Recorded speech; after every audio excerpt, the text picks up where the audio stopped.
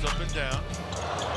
Westbrook putting on the moves and kind of lulls the defender to sleep. You can see how the help from the corner is ready to turn.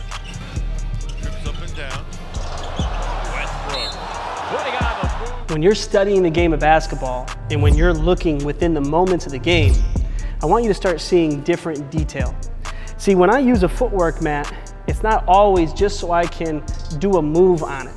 When I use the footwork mat, I want to be able to have visual aid and accountability so I can have an understanding about my technique and, more importantly, about my space. See, I'm not very big on copying NBA moves and even doing combo moves to that extent. What I'm big on is the individual ingredients and the understanding of space. So if I were to replicate an exact game situation or exact play that happened in the game, I want to do it with space in mind. So if I'm going to actually do their play, I need to be able to do their movements within the space that they had to do their movements. And that's what I want to be able to start looking at. So when I use my footwork mat right now to really replicate this play by Westbrook, I want to have an understanding when I'm performing this particular move and this different combination of how much space he actually covered, or in this case, how much space he kept. See, if you look at his crossover, you would see him about in this location of the mat. Now there's little details that happen in between there that we don't have to go into great detail of, but he kind of did a dig into that and then he shifted over into a split through. Now all of this time, he's still relatively in the same spot where a lot of players would jump way to the left, jump way back. He's controlling his space on the floor.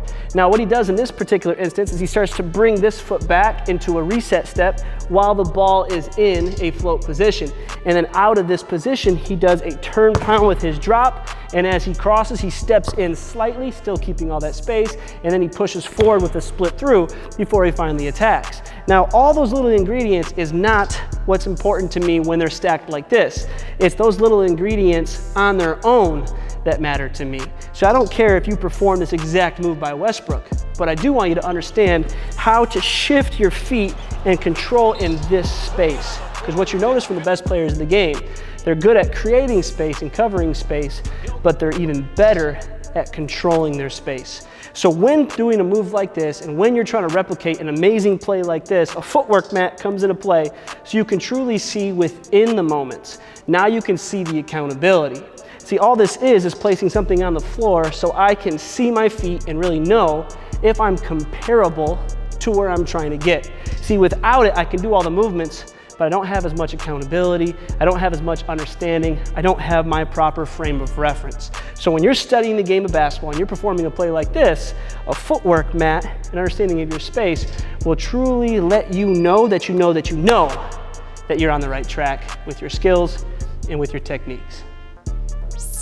Hey guys, thanks for joining us on IPT. If you haven't already, make sure you also go over to my Instagram and follow me at Micah_Lancaster so you can always stay up to date at all of our content, whether it's here on YouTube or on IG.